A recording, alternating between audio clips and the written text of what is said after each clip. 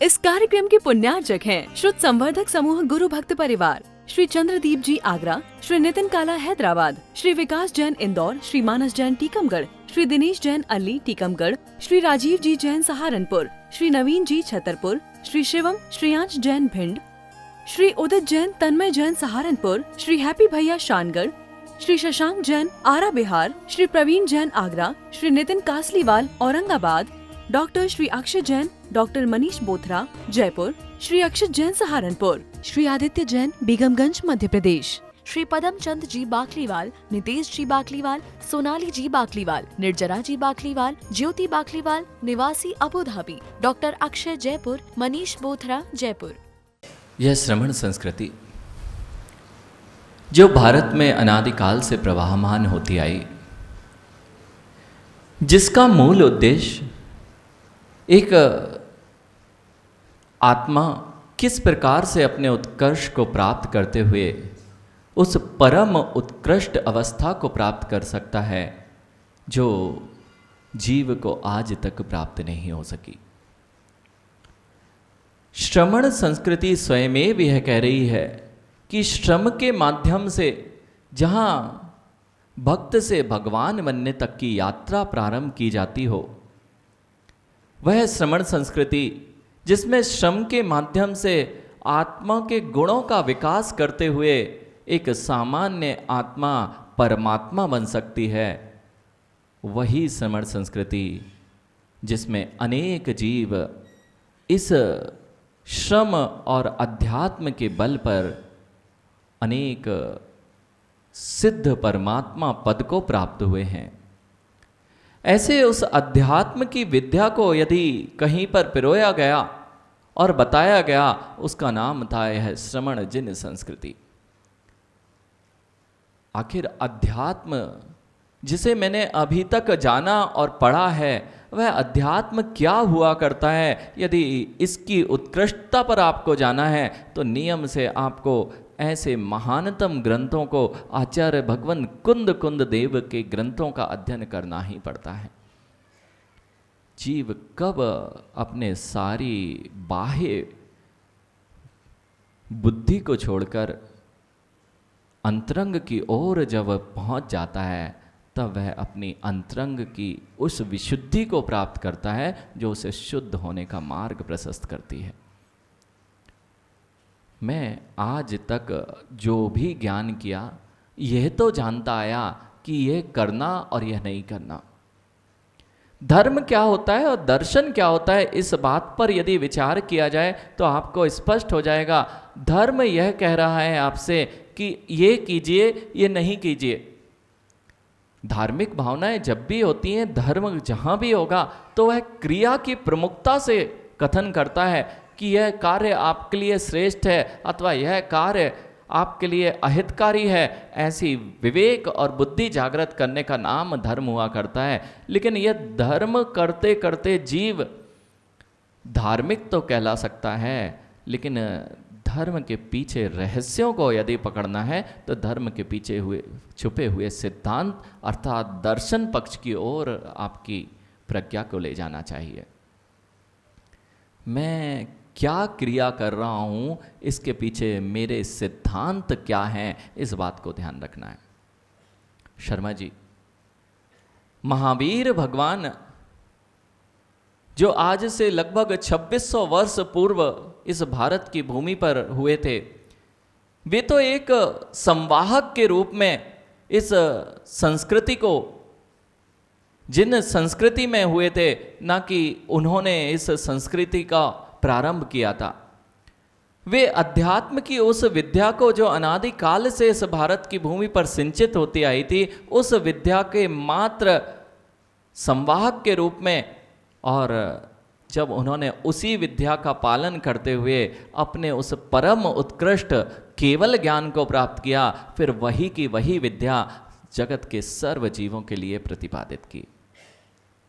ये जिन शासन में रुपेश कोई भी प्रवचन कभी जैनियों के लिए होता ही नहीं था।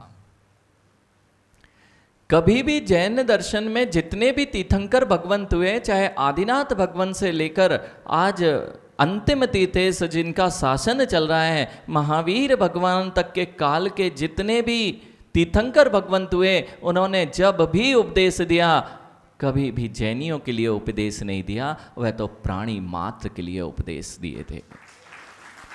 मानव जाति का विकास जिन्हें ना दिखता था, मानव जाति मात्र का विकास जिन्हें नहीं दिख रहा था, एक गौवंश अथवा किसी एक विशेष पशु त्रियंच की जिनको करुणा नहीं थी, जिनके अंदर में एक इंद्रिय से लेकर पंच इंद्रिय सभी जीवों के प्रति करुणा थी, वह सिद्धांत जो प्रतिपादित किए गए थे वह इसी महानतम जिन दर्शन की सैद्धांतिक भूमि पर खड़े हुए थे। आपने बहुत बार सुना कि जीव को मार देना हिंसा होती है, जीव को बचा लेना हिंसा होती है, अहिंसा होती है, और जीव का किसी ने यदि कोई घात किया है उसका नाम हिंसा है। लेकिन आज जो जिन दर्शन की अहिंसा है उसको आपको समझना पड़ेगा। 4 प्रकार से जीव अहिंसक हो सकता है, 4 प्रकार से, बिल्कुल 4 प्रकार से जीव अहिंसा की प्रवृत्ति कर सकता है। मूल रूप से, स्थूल रूप से जैसे आप जानते हैं, वह तो मात्र अभी कायिक अहिंसा को जानते हैं। किसी पर मैंने घात किया है तो वह हिंसक प्राणी, और किसी को मैंने बचा लिया तो अहिंसक है। अभी अभी शर्मा जी ने एक बात कही, यदि इस संपूर्ण विश्व को अनेक प्रकार की विपत्तियों से बचाना है और इस जगत को शांति स्थापित करना है, अनेक देशों में युद्ध चल रहे हैं, अनेक देशों में अनेक प्रकार की हिंसा का तांडव मचा हुआ है। देशों में ना जाएं तो अपने ही देश की बात करें तो नैतिक मूल्यों का ह्रास जितना आज हो चुका है, वह मूल कारण उसका यदि कोई है तो धार्मिक संस्कारों का और जिन महावीर भगवान के सिद्धांतों का इस जीव के शिक्षा का अभाव होना है। यह प्रक्रिया अंग्रेजों के समय से प्रारंभ हो गई थी। नैतिक मूल्यों को ह्रास करने की यह प्रक्रिया अंग्रेजों के समय से प्रारंभ हो चुकी थी कि यदि ये बच्चे धर्म से जुड़ जाएंगे तो ये मेरे वशीभूत नहीं हो सकते, सबसे पहले इनको धर्म से अलग किया जाए। और यही हुआ जब लॉर्ड मैकाले ने यहाँ पर आके देखा कि इतना समृद्ध राष्ट्र और इतने श्रेष्ठ मूल्यों के सहित यदि कोई रहता है जहाँ किसी भी प्रकार की अशांति नहीं, कोई भी गरीब नहीं, सारे लोग एक दूसरे के लिए वात्सल्य और प्रेम की भाव रखते हों, क्यों भी ना हो। यानी जिस ऋषभ जिस देश में सिंह और गाय एक घाट पर पानी पी सकते हो, तो फिर मानव एक साथ कैसे नहीं रह सकते। शर्मा जी, यदि कोई बहुत प्रभावी व्यक्ति इस सभा में आ जाए तो 2 व्यक्ति आपस में लड़ते मिल सकते हैं क्या? काला जी, यदि कोई बहुत यहाँ का, आप यहाँ पर बैठे हुए हैं और किसी 2 व्यक्तियों में विसंवाद हो गया है, वह विसंवाद हुआ और जैसे ही आपके सामने इधर का मुख्यमंत्री आके खड़ा हो गया, अब आप अपने विसंवाद करेंगे कि अपने आप विसंवाद समाप्त हो जाएंगे? अनेक प्रकार के विसंवाद यदि कोई सामान्य पुण्यशाली जीव यदि आ जाता है तो अपने आप विसंवाद वहाँ पर विश्रांति को प्राप्त हो जाते हैं। फिर तो जब सामान्य पुण्य को लेकर सब लोग एक दूसरे के बैर को भूल सकते थे, तो वे महापुण्यशाली महावीर भगवान जब इस धरा पर विचरण करते थे तो क्या आश्चर्य है कि नेवला और सांप और मोर और गाय और सिंह एक घाट पर पानी पी लिया करते हों। इसमें कौन सा बड़ा आश्चर्य है।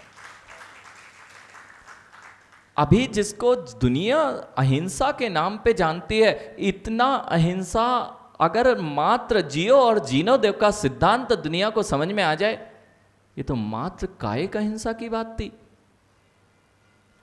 पाटनी जी, कायिक अहिंसा की बात थी, जियो और जीने दो। इतना समझ में आ जाए तो लोग देशों में खुशहाली आना प्रारंभ हो जाए, एक दूसरे के जो झगड़े चल रहे हैं वह शांति स्थापित हो जाए। इसके ऊपर की अहिंसा तो अभी दुनिया को पता ही नहीं थी। कायिक अहिंसा के ऊपर भी कुछ अहिंसा हो सकती है, उसका नाम है वाचनिक अहिंसा और मानसिक अहिंसा। वाचनिक अहिंसा और मानसिक अहिंसा, वचनों से भी किसी के प्राण नहीं लूंगा, वचनों से भी किसी के दिल को आहत ना पहुंचे, उसका नाम है वाचनिक अहिंसा। ये प्रज्ञा अगर जीव के अंतरंग में जागृत हो जाए तो बाहर के वे संवाद तो हो ही नहीं सकते। एक दूसरे पर वार करना तो बहुत दूर की बात है, पहले शब्दों के बाण ये छोड़ना बंद हो जाए तो शायद सारा काम बन जाए। जब जब महाभारत जैसे युद्ध हुए हों अथवा अनेक प्रकार के जो भी युद्ध होते हैं, सबसे पहले वाक युद्ध सामने खड़ा होता है। और वाक युद्ध तभी होता है जब मैं क्रूर हो जाता हूं और अपने वचनों में वह प्रवृत्ति करने लगता हूं जिससे सामने वाले का बाण से तो मात्र शरीर पे भेदन होता है और तुम्हारी वाणी से उसके हड्डी तक चीरने की ताकत अगर किसी में है तो है वाणी में हुआ करती है। हाँ पंडित जी, वाणी में वह ताकत है जो एक भाव तक काम नहीं करती है, आपके साथ अनेक अनेक भावों तक वह घाव आपके अंतरंग में बैठा रहता है। यह जिन संस्कृति हो अथवा यह भारतीय संस्कृति की कोई भी संस्कृति हो, सठ दर्शन हो, यह संस्कृति क्यों आस्तिक कहलाती है? क्योंकि यह पुनर्जन्म को मानती है। इसलिए मैंने कहा यदि वाणी के घाव किसी को लग गए हैं तो मात्र इस भाव तक पीड़ा नहीं देते हैं, वाण के घात तो इसी भाव तक पीड़ा देते हैं, लेकिन वाणी के घात तो भवों भवों में जीव को पीड़ा दिया करते हैं। इसलिए कायिक अहिंसा से ऊपर कोई अहिंसा है, उसका नाम है वाचनिक अहिंसा। ज्ञानियों तीन प्रकार के लोग दिख रहे थे लोक में अच्छा बताने के लिए।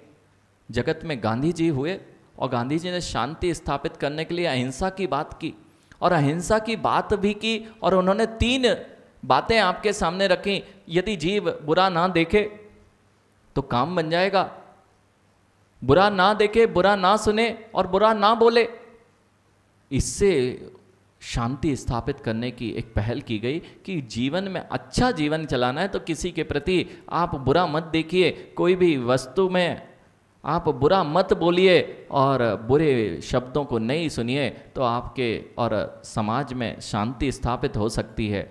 लेकिन इससे भी ऊपर यदि कुछ था, नवनीत, गांधी जी के तीन बंदर उपदेश दे रहे थे, बुरा मत देखो, बुरा मत सुनो, बुरा मत बोलो।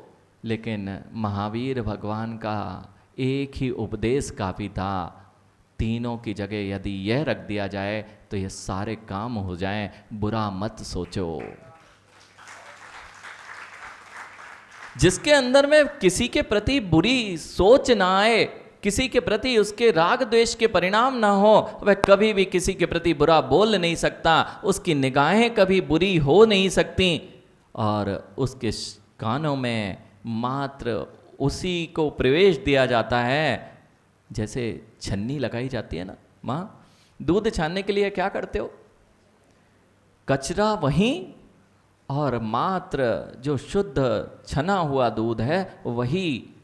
ऐसे ही माँ, जैसे जैन होने के नाते आप पानी छान के पीते हो, ऐसे वाणी भी छान के बोलना चाहिए और अपने कानों में वही शब्द लेना चाहिए जो छने हुए हैं। पानी छानने से मात्र काम नहीं बनता है, यह पानी छानने की प्रक्रिया कायिक अहिंसा थी और वाचनिक अहिंसा थी कि वाणी भी छान के बोलो। ऐसी वाणी बोलिए। हाँ, ये सुना है आपने, सभी लोग जानते हैं, ऐसी वाणी बोलिए मन का आपा खोए। अब तो बोलते ऐसे हैं कि सामने वाला का आपा खो ही जाता है और वह भी क्रोध में आ जाता है।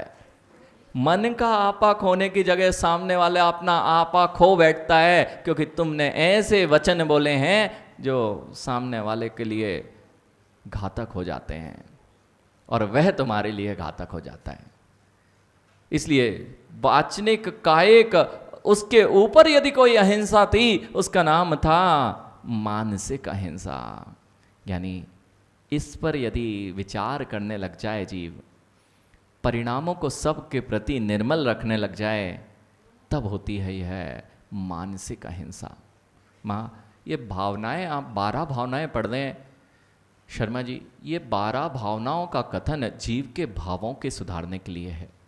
आपने यदि कभी सुना हो, जैन दर्शन में 12 भावनाएं बहुत प्रचलित हैं और घर घर में प्रत्येक बालक से लेके बड़े तक 12 भावनाओं का पाठ किया करता है। यह 12 भावनाएं इस जगत की सत्यता से जीव को परिचित कराती हैं कि मैं अभी तक इस जगत में क्यों भ्रमण करता आ रहा हूं, क्योंकि मैंने कभी भी अपनी भावनाओं को नहीं सुधारा, जिससे मैं अपने अंतरंग के भावों को कभी नहीं सुधार पाता। ऋषभ, जो तुम्हारी भावना है वह भावना होने पर भी भाव रूप में नहीं होती। शर्मा जी, आपकी भावना कई बार अच्छी होती है, लेकिन वर्तमान के भाव कलुषित हो सकते हैं अथवा विपरीत हो सकते हैं। ऐसा नहीं होता क्या? हमारी ऐसी भावना नहीं थी, ये शब्द नहीं बोला आपने, फिर भी वह कार्य हुआ है। अर्थात अभी भावनाओं ने आपके भाव पर प्रभाव नहीं डाला है, इसलिए वह कार्य हो गया है। यदि आपके अच्छे होने के भाव थे, भावनाएं थीं, और वर्तमान में भाव विकृत हो गए, हमारा ऐसा उद्देश्य नहीं था उनको ऐसा बोलने का। क्या बोलते हैं? ऐसे शब्द तो आपने सुना ना, शास्त्रीय भाषा में, आगमिक भाषा में आप सुने तो ये समझ नहीं पा रहे थे, तो मैंने बिल्कुल सरल भाषा से आपको कहा कि मेरा ऐसा कोई भाव नहीं था, लेकिन भाव तो दिखा था। इस कार्यक्रम के पुण्यार्जक थे श्रुत संवर्धक समूह गुरु भक्त परिवार, श्री चंद्रदीप जी आगरा, श्री नितिन काला हैदराबाद, श्री विकास जैन इंदौर, श्री मानस जैन टीकमगढ़, श्री दिनेश जैन अल्ली टीकमगढ़, श्री राजीव जी जैन सहारनपुर, श्री नवीन जी छतरपुर, श्री शिवम श्रेयांश जैन भिंड, श्री उदित जैन तन्मय जैन सहारनपुर, श्री हैप्पी भैया शानगढ़, श्री शशांक जैन आरा बिहार, श्री प्रवीण जैन आगरा, श्री नितिन कासलीवाल औरंगाबाद, डॉक्टर श्री अक्षय जैन, डॉक्टर मनीष बोथरा जयपुर, श्री अक्षत जैन सहारनपुर, श्री आदित्य जैन बेगमगंज मध्य प्रदेश, श्री पदम चंद जी बाकलीवाल, नितेश जी बाकलीवाल, सोनाली जी बाकलीवाल, निर्जरा जी बाकलीवाल, ज्योति बाकलीवाल निवासी Abu Dhabi, doctor Akshay Jaipur, Manish Bothra Jaipur.